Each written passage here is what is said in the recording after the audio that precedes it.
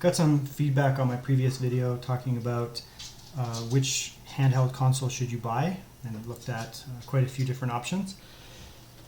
So one of the feedback was basically, why don't you look at them individually, and then you can go over, whether it's worth buying. Long story short, they're all going to be worth buying, but some of the considerations you should make before you get into it. Pricing in general. This is a Canadian context, but I'm sure it applies to the US and some other countries. But some pricing considerations, some of the other things you're going to want to grab, different models and that kind of thing. So I have two PS Vitas. Actually, I have three, but I have two in front of me. I got these PS Vitas after having PSP, which kind of got me into handheld gaming after such a long time.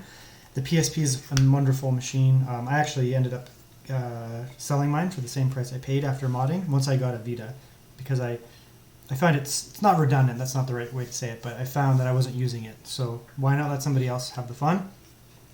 So I have two Vitas here. I have the later model and the earlier model. Take the shell off here. This is the PS Vita 1000 series. It's the OLED version. So the OLED screen. If you go online and you look up PS Vitas, this is kind of the holy grail. People will always argue about which screen is better. The consensus tends to lean towards the OLED version here. OLED screens are really, really nice. The color vibrancy is amazing. The color accuracy, you get really deep blacks. You get bright whites, but you get really deep blacks that often are lacking on a LED. So some of the games when you're playing them, like Muramasa Rebirth and that, they just look so good on the OLED screen. Other things to consider when you're looking at the OLED version, it's a heavier console, so it's thicker. They're both built quite sturdily, but this one's built even more sturdily, but it is thicker, it is heavier. The buttons are slightly different in terms of layout. So the PS button here is actually like kind of recessed. It's sometimes hard to get to and annoying when you're trying to go back to the menu, especially if you have a case on it. Start and select are actually kind of bad on here. They're actually like hard to press. They're recessed as they are, and it's just a pain to get to them. In terms of the rest of the buttons, they're all clicky and really nice. The D-pad is unchanged. Analogs are unchanged. Shoulder buttons are unchanged. Camera on the back, unchanged. It's not the greatest camera, but it's fine. It's good for the time, I guess, when it came out, but it's unchanged. They have the touchpad on the back that you can use when playing games, and there's certain games that use that. If you mod, you can actually set that up as like an R2 and an L2 button. And again, unchanged between the two. When you're looking at the PSP or the PS Vita original, the OLED, you have to be aware of the fact that you have a proprietary charger cable port, so you can't just grab like a any standard like a USB-A, USB-C. It uses their proprietary Sony one, so they're not hard to find. If it doesn't come with one, or it breaks, or you want a second, you can get them on Amazon for $10 or $15 or something like that. They're reasonable, and the third-party ones seem to be fine. But that's something to be aware of. You're not going to just be able to plug in any old USB-C charger or USB Type A charger. You have to have theirs, so that can kind of suck. Other things to consider: memory cards. This is for both versions of PSP or PS Vita. Memory cards are super expensive, and this is probably one of the things that contributed to the PS Vita not being, I guess I'd say, like a resounding success, because these guys were super expensive. Like, this is an 8 gigabyte, and you're looking at like $30-$40 at the time. Even now, they're like $20 or $30 used. If you get up to the larger sizes, you're like 32 gigabytes. They're actually quite expensive, new or used. You're looking at like $40 or $50, and you need it. On the original PS Vita model, if you want to do any modding, which is what I did, I put on custom firmware. You actually need to have a memory card to do the mod, so you have to have that ahead of time. I believe 4 gigabytes would be fine, but that or above. So you need that to do the mod. The reason is the PS Vita doesn't have any built-in. PS Vita 1000 doesn't have any built-in storage to store the files and to do the mod. So you actually need that. So if you're going to get a PS Vita 1000 and it doesn't come with a memory card, and you want to do modding, which, pro tip here, you want to mod a PS Vita, factor that in buying that. Once you do have that, though, that's only a few gigabytes, and you're going to say, well, that's not a lot of storage, and you're absolutely right. You can buy online an adapter for an SD card. Oh, that's the wrong port there. An adapter for the SD card that actually goes in the cartridge slot, and so it's in this one. And what you can do with that is you can buy a significantly larger SD card. So this is a 128, and I don't know, they're like $20 to $30 depending on your currency. You buy the Vita adapter, and then you basically plug it in, and you can load up, you can save all your games onto that. As long as you have custom firmware, you can save all your games onto that, your backups, your ROMs, and all of your files, and you can do everything with that. So once you mod it, and you unlock the ability to have substantially more storage capacity for dirt cheap, the PS Vita becomes a lot more enticing. If you don't mod a PS Vita, you're going to run into issues with finding the games. It wasn't even remotely as popular as the 3DS or the DS or the Switch or the PSP. So you're going to have a lot more of a hard time finding games for it. I'm sure you can still find them, but that's going to be a barrier you have to consider. And the Vita library, while it has a lot of very good games, especially Japanese role-playing games, JRPGs. There's a lot of good racing games and some pretty good action games too, and fighters are good too. But there's just not as many. There's just not as many games on it. If you mod your PS Vita, then you have access to PSP games and PS1 games and just generally retro console emulation. So you can install what's called Adrenaline once you have custom firmware on here. And it essentially is a PSP running within the Vita. And it runs excellent. You're looking essentially on par speeds. There's really no difference. I did a video where I compared them. Colors look great, sound looks great, and it runs natively. You can actually run PS1 games inside the PSP emulator, the Adrenaline emulator, which is what I do. I don't run them like on the Vita itself in the front end. I run it in the emulator. And you can load up other emulators within that too. You could load up like Super Nintendo and Genesis. But long story short, you're going to want to mod it. If you get the OLED version, you're going to have to buy a memory card to do that. With the LED version, you don't need to have the memory card to do the mod because it has a little bit of internal storage. Not a lot, but it has a little bit. And that's enough to get the mod done. And then you can use that memory card and, once you have the custom firmware set up, you can install all your ROMs and your backups on that. In terms of charging, the PS Vita 2000 just uses a USB Type-A, micro USB Type-A, so it's very common. You're looking at like a couple dollars in any store really, so it's easy to charge. I've used lots of different wall bricks and they all work fine, generally speaking. Same memory cards are accepted, so you can use a memory card. This came with one, so I use it as a secondary storage, but I have that 128 size SD card in there, which is great.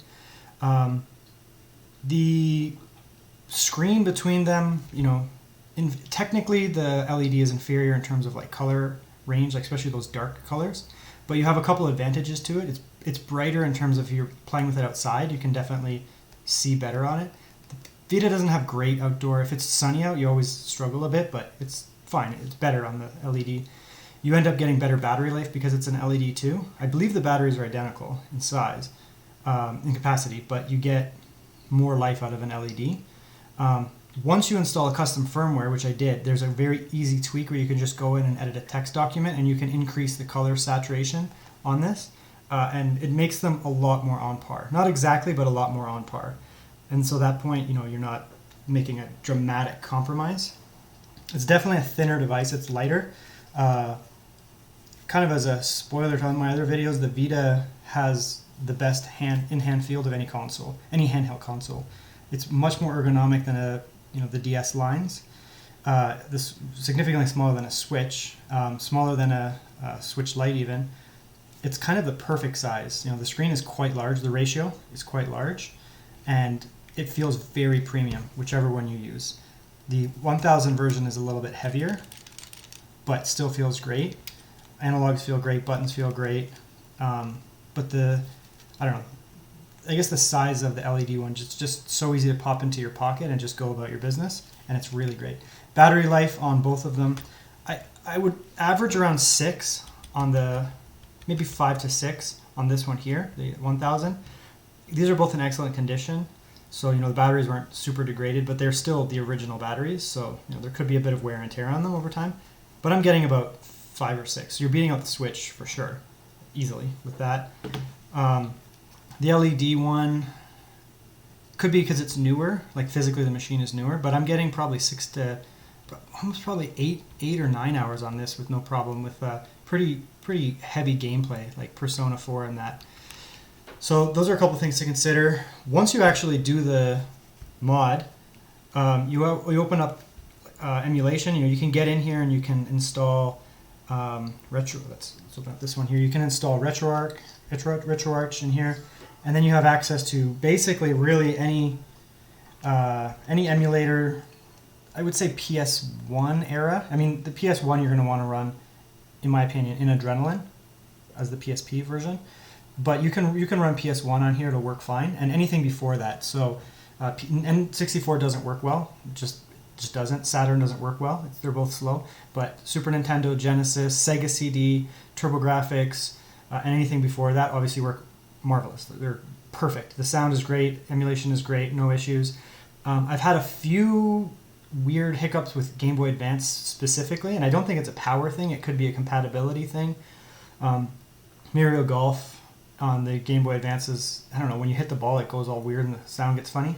So it could just be an emulator issue. I could go through them and maybe fiddle with them, but I mean, it's fine, to be honest.